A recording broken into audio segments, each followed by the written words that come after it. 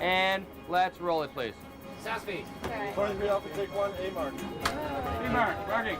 We wanted to make a movie about real African American people dealing with real issues, portraying African Americans in a way that we haven't necessarily seen them portrayed before. Elizabeth Hunter and I, we always had an idea of an ensemble black film, and one day I pitched to her, upper class black family, working class black family, weekend wedding, Martha's Vineyard.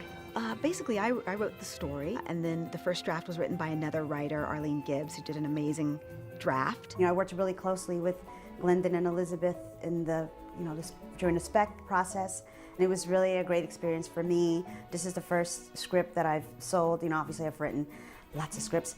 Glendon had the genius idea of bringing Tracy Edmonds in, who also sort of helped us develop the project. Having gone through 2 weddings myself, I really, really wanted to produce a wedding movie. And so Glendon brought the script to me and fell in love with it. Yeah, right about in there, right. In the African American community, there's a lot of talk about black men and black women not being able to find common ground. And so I wanted to make a movie that started with the acceptance of we all love each other. So that's what drew me to it. The thing that holds them together, the substratum of the family, is the fact that they deeply, deeply care about each other. And even though they fight and wrestle and have temper tantrums and mood swings, ultimately love is the glue that brings them all back together again. No, I don't think they're ready to get married, but I think that through everything they go through in over the wedding weekend, they are tested and they pass that test, and after all that, if they can still get married and be in love, then they should. Our guests arrive tomorrow, so What made me like the script is that it was interesting. It was interesting to look at the Watsons and the secrets that existed in their family. Then it had the extra dimension of bringing the Taylors, which brought in an issue about class. Are you serious? You guys, look at that! Oh my God! This is nice. You guys, it's like the Kennedy compound. Yeah, that's gotta be an apartment complex. They got workers and everything. Look at them, they got white people working. Ooh. I bet they got like 5 bathrooms. It's basically about 2 families from different socioeconomic backgrounds.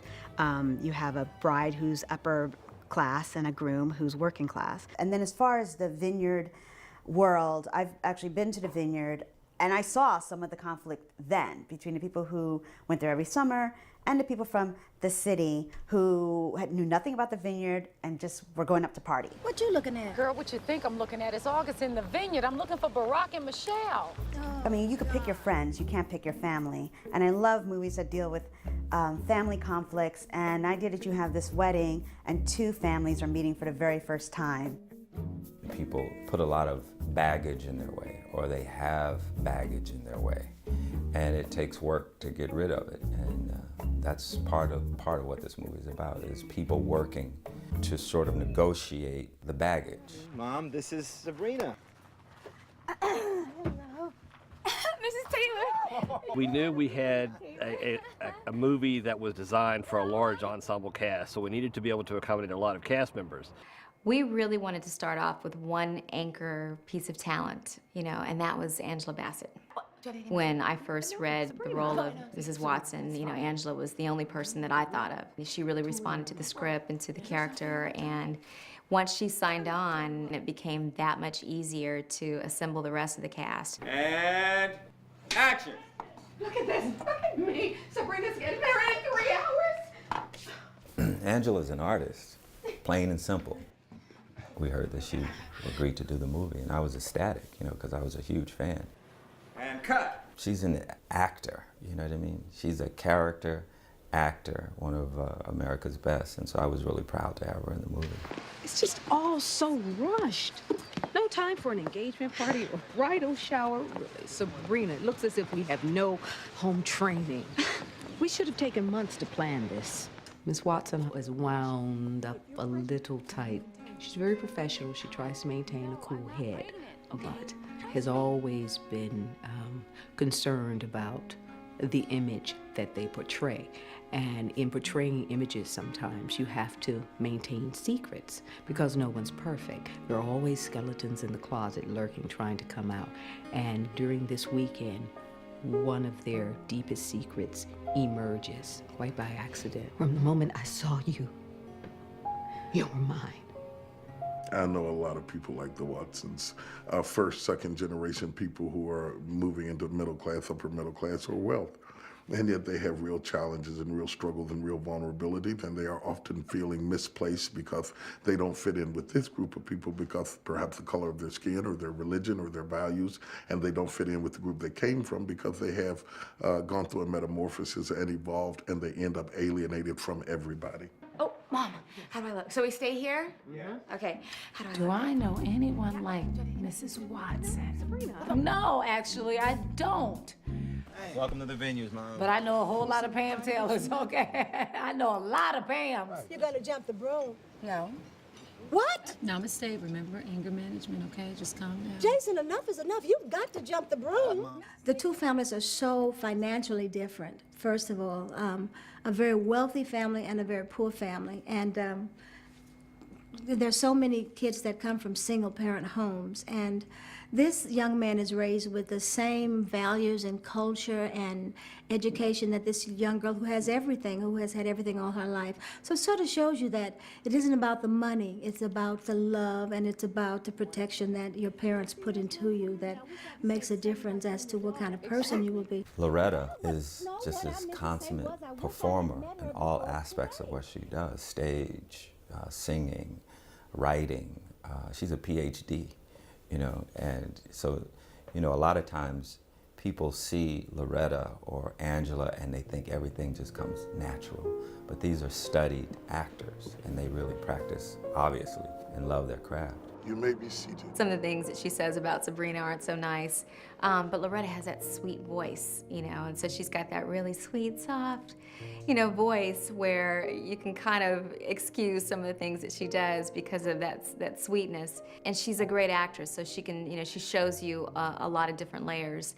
And one of the things that, you know, Mrs. Taylor, through Loretta's point of view, you know, makes loud and clear is her love for Jason. And I think Loretta does a really, really good job as Mrs. Taylor in, you know, portraying that, you know, and conveying that love that she's got for her son. In creating the character, I had my sisters to look at. I have girlfriends with sons. I have a daughter that has one boy, and he runs the house already, and he's just 5, you know, so it's very easy to see why she would be the way she is about her baby.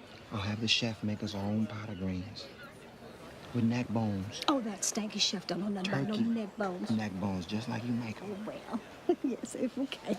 I didn't want people to dislike her. Loretta Devine's character, I wanted people to understand that this is the only thing she had in the world, and it was just difficult to let go.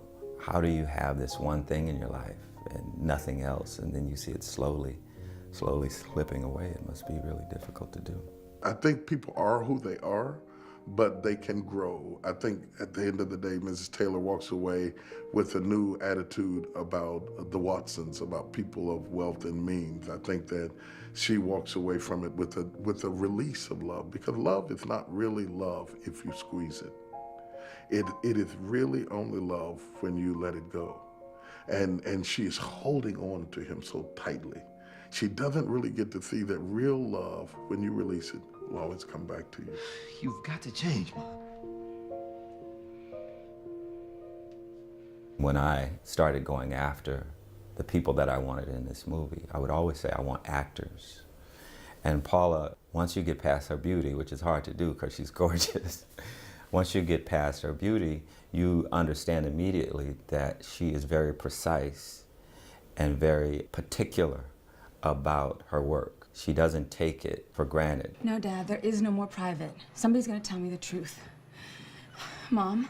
It has been incredible to be part of this cast. There's just so many people on this film that I admire, that I have idolized and have been inspired by, and I just feel very blessed to work with such great actors.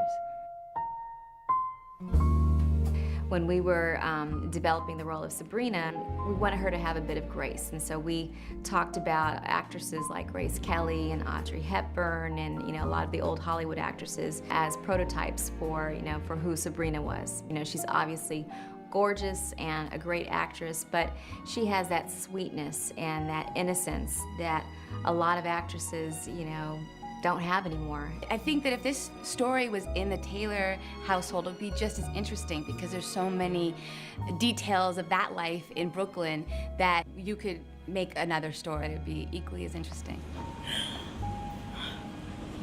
Sabrina Watson, won't you marry me? Laz is just, you know, that classic leading man. You know, the square jaw, the strong shoulders, the dreamy eyes, but also he brings the gravitas that you need for a role like that.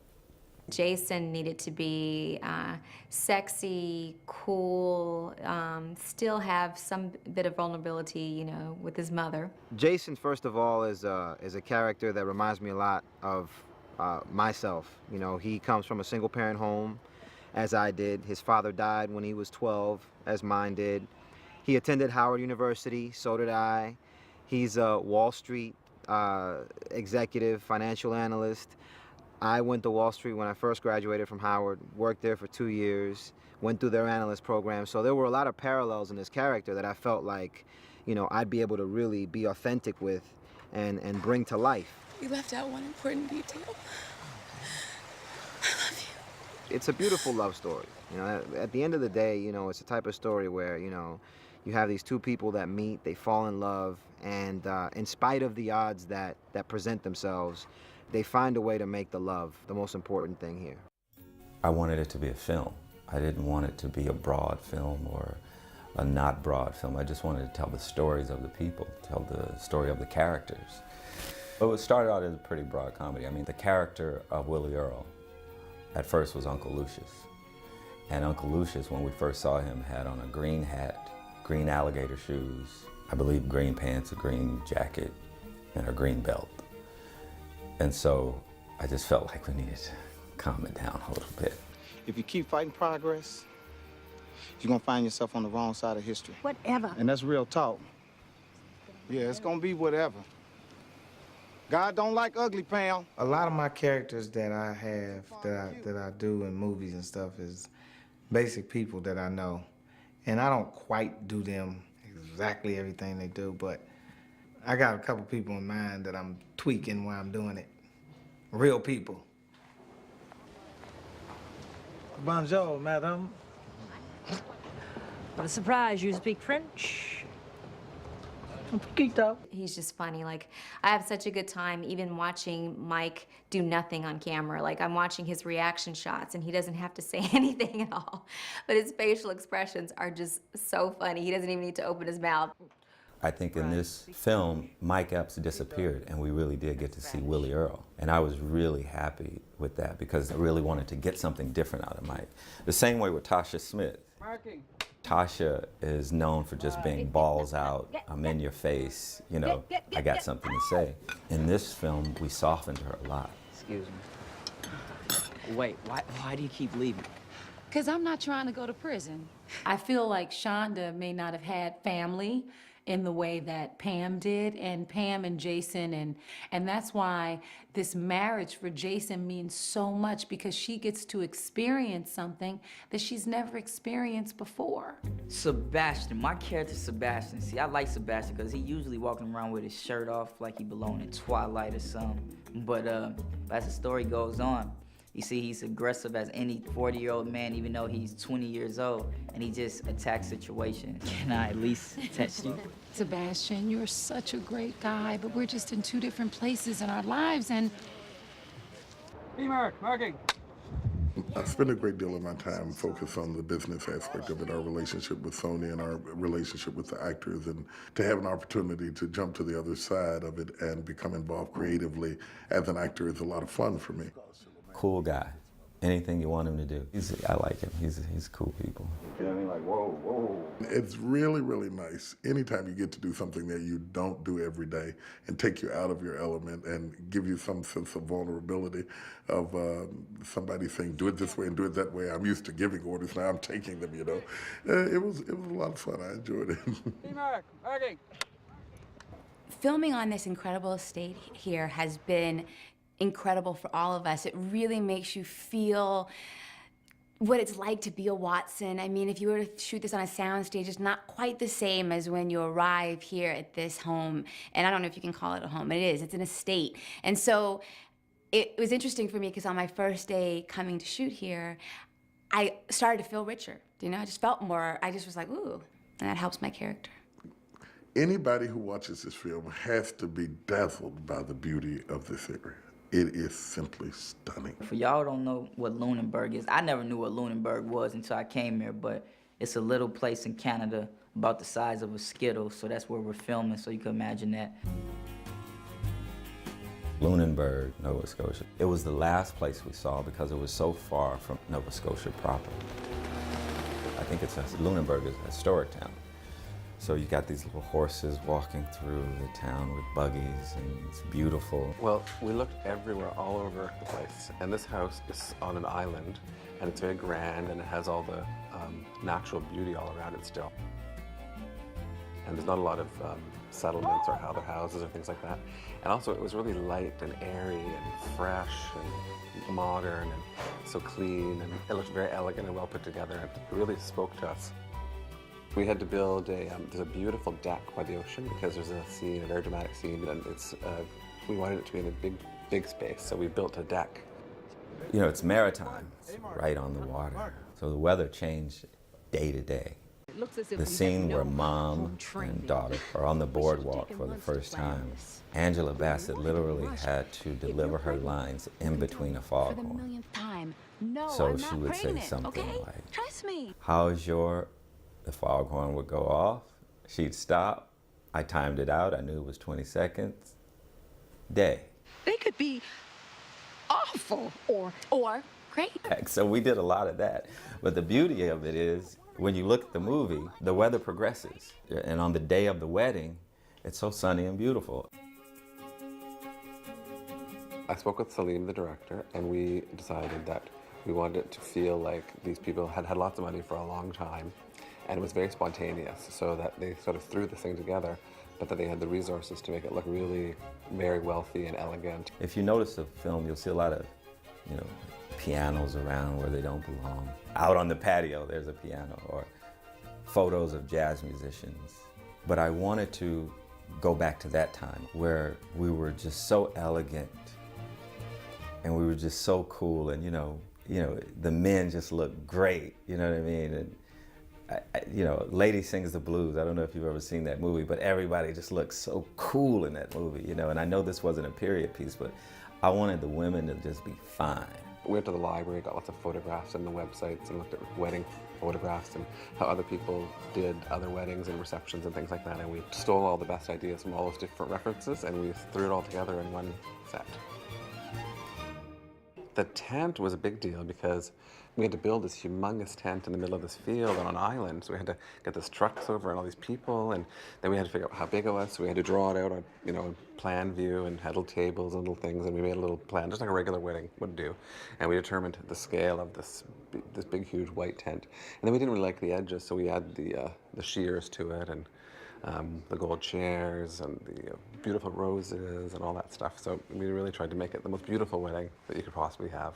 There's a tendency in some African American movies where everything has to be colorful, you know, kente cloth curtains, and you know, that sort of thing. Well, I didn't want to do that. We had a meeting and Salim said, "Trace, you're the female touch on this movie, and I really want to make sure that you're hands-on in the look and style and all the visuals of this movie." There was a lot of discussion about how the wedding should look, and we've kept it to a very, very narrow palette. It's mostly kind of a buff color and white. It's very effective in the way that all of the departments have brought that together. Whether it's wardrobe, you know, working closely with the costume department, working very closely with the production designers. So a lot of the things that you see, you know, coincidentally just happen to be, you know, my own taste. Tracy, with those gowns and the, you know, the guys' suits and the tuxes and all of that, that's how it came about. You know, trusting people, being able to make decisions. It's almost dreamy in the tent with a few gold accents and white roses. And Paula also had some input into how she saw the wedding dress and what she, you know, wanted to wear. We went from a kind of a fishtail type of mermaid wedding dress to what we ended up with, which is more of a ball gown style of dress. And yeah, it's quite simple. And I think that's working for us. And we have white dinner jackets on the men, which is kind of a vineyard formal. A lot of like the dresses and the gowns and the men's formal wear and that wedding, they did amazing things. Very nice. Excellent.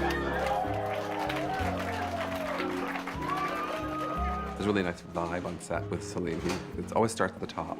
For me, the director really sets the tone for the crew and the cast, and he's just a really great guy and smart and creative. What he's really done, just watching him on set, he's amazing with actors. He is a deeply collaborative person, which has been wonderful as a writer to work with him. He's open to discussion. He wants you could try things, you know what I mean? He's a beautiful spirit. You can tell that he's lived and breathed this script for a long time.